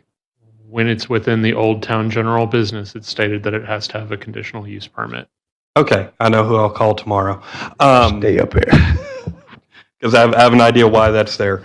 And as I've said multiple times, I'm not a fan of CUPs in this fact, and this to me points out why, because we do have the ability with a CUP to say, yes, to do this, you've got to take out those islands first. And I just don't, the two aren't connected in my mind at all. This is someone trying to come in here, cut some keys, go help people get into their house or their car when they get locked out, run a business. And why we're going to ask them to take out some metal and concrete that's in the parking lot just baffles me. And I literally walk past this. I don't walk a whole lot because it's hot, but I walk past here often. I'm off Jasmine and North Austin, so I'm right there by y'all.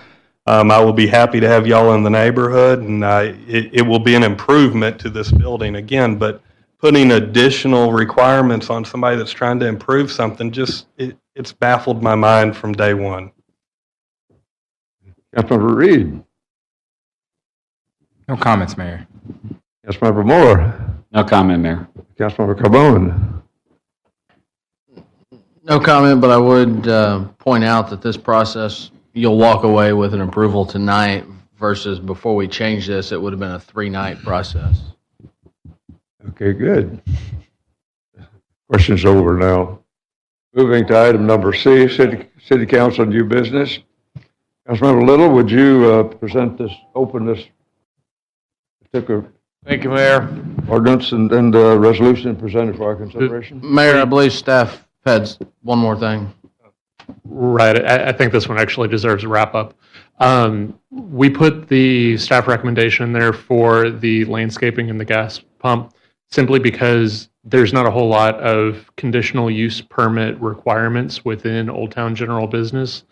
And we saw this as an opportunity to elevate the site and potentially, make it better. The recommendation was and is within the resolution. So if you do not wish to have that as a part, please make sure to remove it from the resolution. That completes staff's wrap up. Councilmember Little? Thank you, Mayor. Conditional use permit application number CUP 18-00013. So moved. Second. We have a motion and a second. We're in discussion. Any questions by council at this point? Yes, I'd like to amend the motion. Amend the motion? I'd like to amend the CUP to take out the landscaping the landscaping and removal of the pump station requirements. Second. I believe the wrong application number was read into the record. Okay, we have I would like to amend that as well. Second. Does the council, we have a second on that? What's the council's position on this? Council, we've got two motions. Can I have a legal ruling? Can we make those two amendments at the same time, or should we start over? You can make both of those at the same time. Okay, thank you. The only thing I was going to add is that saying you want to make the motion and saying what you want the motion to be amended to are two different things. And I assume that you want to say amend it from what it was read into and as CUP 18-00011. Correct. Okay, we need to get a decision on, what's the council's decision on motion? Second on that? Second, Mayor. Okay, Mr. Secretary, we have a motion second on the floor for amendment. Councilmember Ordino? Aye. Councilmember Little? Aye. Councilmember Perez? No. Councilmember Owens? Aye. Councilmember Carbone? Aye. Councilmember Moore? Aye. Councilmember Reed? Aye. Motion passed 6-1, the amendment. Okay, we have an amended motion on the floor. Any discussion at this point by the council? Councilman Carbone, will you move into comments? Oh, okay. Any council members? Staff have any questions upon this at this point? No, sir. Mr. Secretary, we do have a motion second on the floor. Councilmember Little? Aye. Councilmember Perez? Aye. Councilmember Owens? Aye. Councilmember Carbone? Aye. Councilmember Moore? Aye. Councilmember Reed? Aye. Councilmember Ordino? Aye. Motion passed 7-0. Okay. With that information in the record, I will adjourn this particular section at 8:19 o'clock. And we'll open joint special meeting number 3 at 8:20. And I ask the chairman of the planning commission to read into the record the purpose of the meeting today. Thank you, Mayor. This is conditional use permit application number CUP 18-0013. This is a request of the Kane Group represented by Chris Hawley, applicant on behalf of Life Point Fellowship represented by Cecil K. Witten, owner, for approval of a conditional use permit CUP to allow for extension of a nonconformities in church use located in the single-family residential 1 R1 zoning district on approximately 4.793 acres of land. The general location is 3011 Yost Boulevard. That information in the record. Let's move to item A on our agenda, application information and case summary. Staff report. Yes, sir. All right. This is, again, for expansion of nonconformities in a church use on 3011 Yost Boulevard. The future land use shows low-density residential for this site. We've had 2 phone calls, one not in favor, and then one requesting more information, and then 2 return notices in favor and 1 not in favor. Again, a list of those is provided in front of you. The code conformance table has this area as low-density residential, which a church is a compatible use for that. The thoroughfare plan has Yost as a secondary thoroughfare of sufficient width. There is one issue with the Unified Development Code for encroachment of the parking area that would need zoning board of adjustment approval for their proposed site plan. The property is platted and it has access to water and sewer. Staff recommends approval of the requested CUP for the expansion of nonconformities in church use within the single-family residential zoning district on the approximate 4.793 acres of land. With the criteria of approval in front of you, again, the only major concern is that exception for the encroachment for the parking area. So what parking area am I talking about? It's the northeast corner that runs parallel with the residential properties that it abuts. As you can see, what's shown in there is existing, and then the grayed out is proposed. And towards the bottom half of the screen is where it's adjacent to residential properties. Again, this site plan is not included within the resolution. It's just for reference. This is the future lane plan showing low density residential. And then this is the zoning and aerial map showing single family residential. And this completes staff's report. Good. Okay. That information on the record. Let's move to item 2 on A2, applicant presentations. The applicant here tonight. Please come up.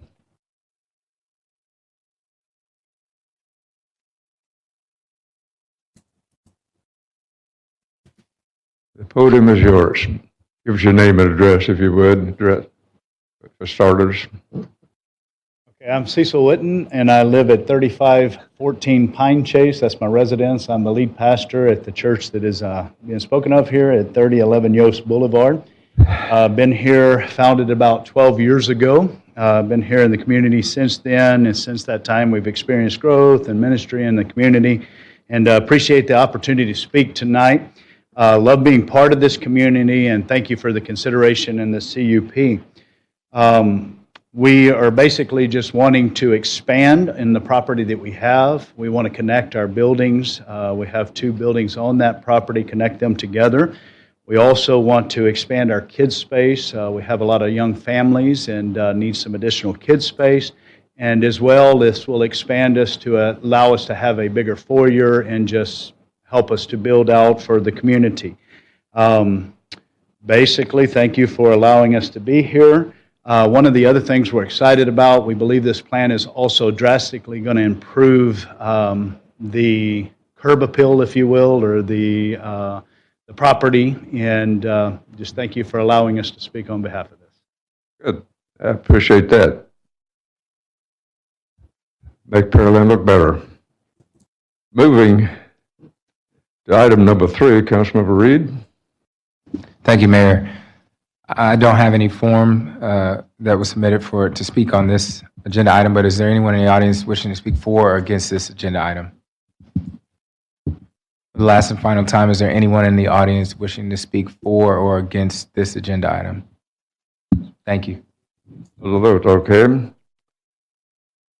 Moving to item number B on our agenda, Planning Commission, Council, and Staff Discussion.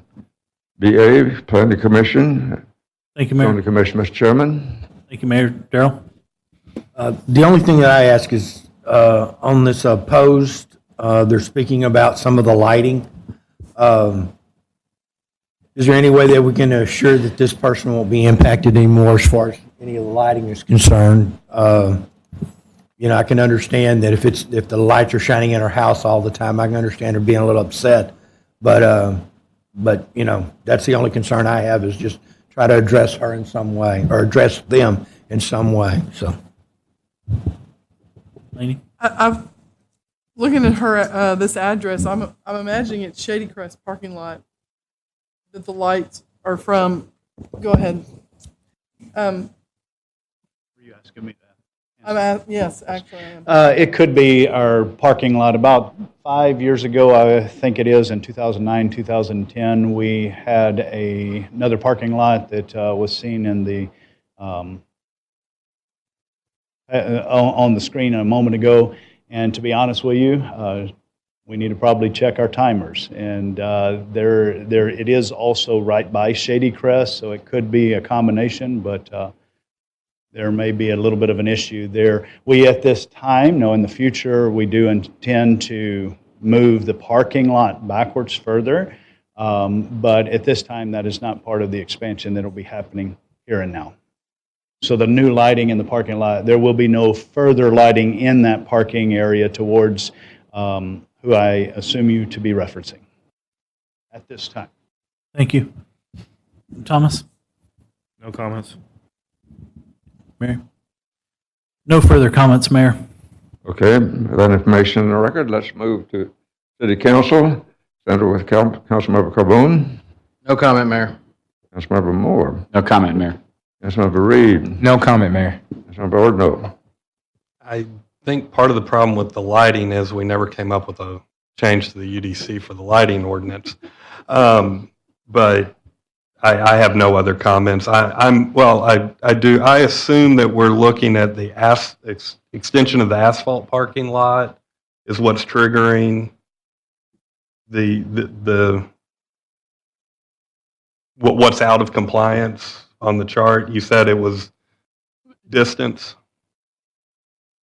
It's the expansion of the building that's triggering a portion of it, and then the distance, because they are, this site plan is proposing to maintain that parallel, and Right. it already has existing nonconformities to Correct. it, so that's Okay. also a portion of it. And that's where I was going. We already have the nonconformance in this one area. It's extending that nonconformance. I just wanted to make sure I was clear. All right, thank you. Councilmember Little. I have no problem with him, CUP. Perez. No comment, Mayor. Councilmember Owens. Pastor, I guess you're getting a little bit of growing pains over here from the last time you came up. I hope maybe you won't need any lights. You'll have enough people leaving on Wednesday night and Sunday night. They'll light up the parking lot when they leave with the headlights.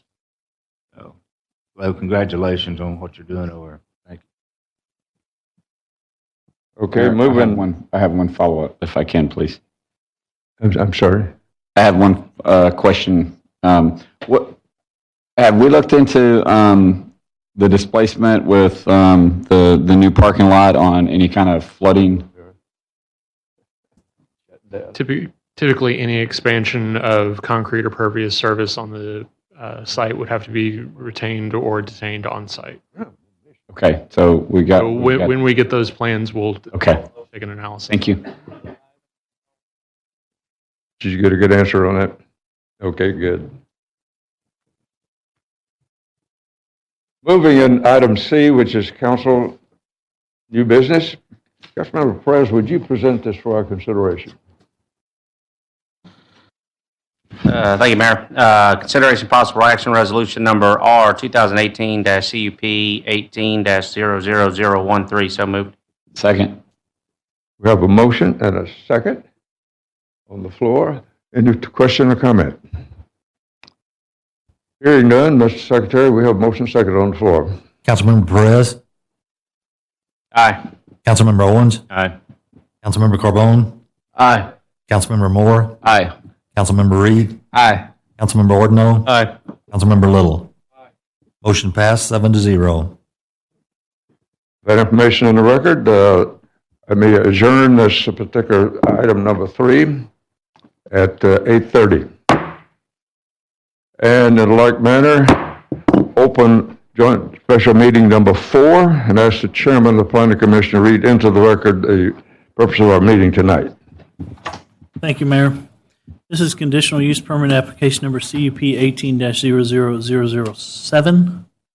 This is a request of LED Design Builders represented by Amar Jabbar, applicant on behalf of Giovanni Rodham, owner, for approval of conditional use permit CUP to allow for auto repair minor located in general business GB zoning district on approximately 1.0526 acres of land.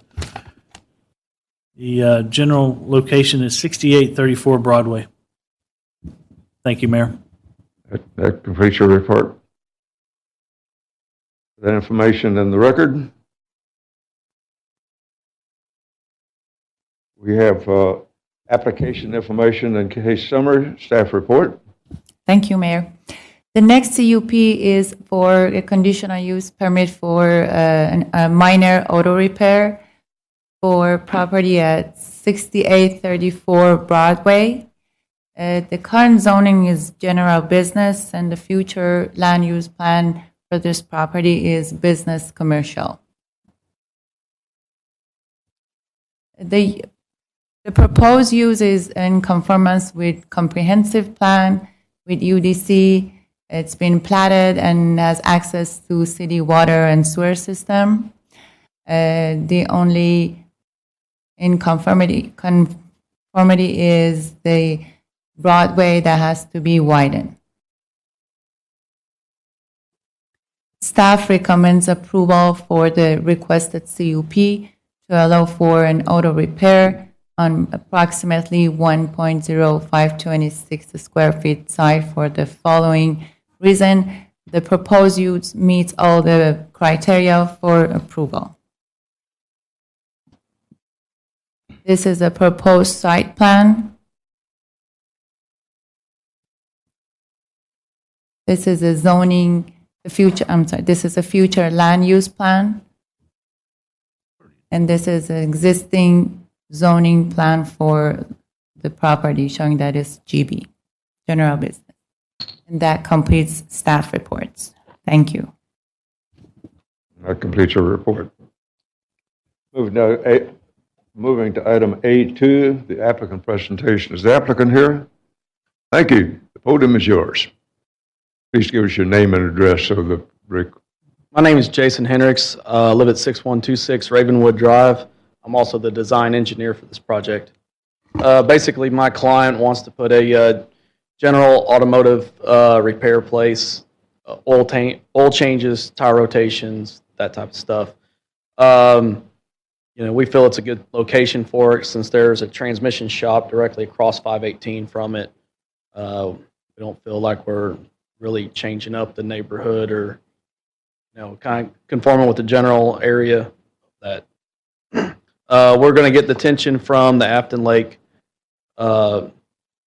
development that I did a couple of years ago that was already zoned in or tied in with this tract. This tract is kind of unique because it's really narrow and really deep, and it was kind of hard to make sure that we can fit something in there that would work, and this is what my clients came up with. Yeah, that's pretty darn good. That's a good report. See, moving to item A3, Councilmember Reed. Thank you, Mayor. I don't have any forms for this agenda item as well, but is there anybody in the audience wishing to speak for or against this agenda item? For the last and final time, is there anyone wishing to speak for or against this agenda item? Thank you, Mayor. Good. Moving to item B on our agenda, Planning Commission, Council, and Staff discussion. B1 is Planning Commission discussion at this point. We'll start with Mary.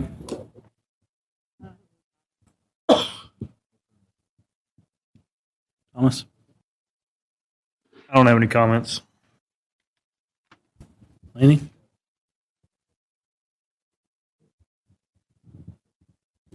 That concludes our comments, Mayor. That completes your report. Moving to item B2, Council discussion, starting with Councilmember Owens. I have the layout. I don't have anything right now, Mayor. Good. Councilmember Perez. Thank you, Mayor. So I'm fine with the use. I'm a little concerned with something the applicant stated, that you're going to get regional detention from Afton Lakes. Just looking at it, I'm not 100% sure how you're going to get the conveyance through there without going through somebody's yard. We're going to tie it in through, well, it's not up there anymore, but there's there's an easement that we left through the other commercial tracks, and then we're tying into the storm sewer easement.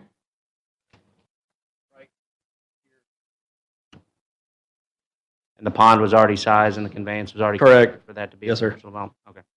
So just make sure staff looks at that closely, because the conveyance it's a pretty long conveyance from that development to the pond. So I want to make sure that they're not just assuming that the detention is going to be granted without making sure conveyance is there.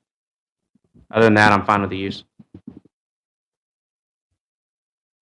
I'm fine Little? with the use. I'm okay with it. Councilmember Ordno? No comments. Councilmember Reed? No comment, Mayor. Councilmember Mueller? No comment, Mayor. And Councilmember Carbone? Okay. Moving to item B3, staff wrap-up. No further comment. Wrap-up comments at this point. Moving to item C on our agenda, which is council new business. Councilmember Owens, would you present this for our consideration? Present the resolution for consideration.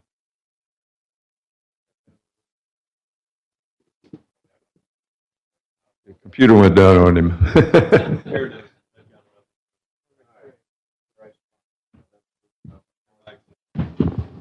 All right, consideration possible action resolution number R 2018-CUP 18-00007. That's a move. Second. We have a motion and a second. Any discussion by city council? Hearing none, Mr. Secretary, we have a motion second on the floor. Councilmember Owens? Aye. Councilmember Carbone? Aye. Councilmember Moore? Aye. Councilmember Reed? Aye. Councilmember Ordno? Aye. Councilmember Little? Aye. Councilmember Perez? Aye. Motion passed 7-0. Okay. That information in the record, I'll move to item 5, that you may adjourn this particular section 4 at 8:38. And since this is a combination of 4 different applications from as a joint meeting, I will adjourn the joint meeting here at 8:42. I want to thank everybody, appreciate the support from our staff, action of our city council and our planning commission. And I will turn this over to our planning commission at this point. The council will be moving out of the city council chamber, and y'all going to stay in here, aren't you? You're staying here. And the city council, the city planning commission will remain in the city council chamber for their work tonight.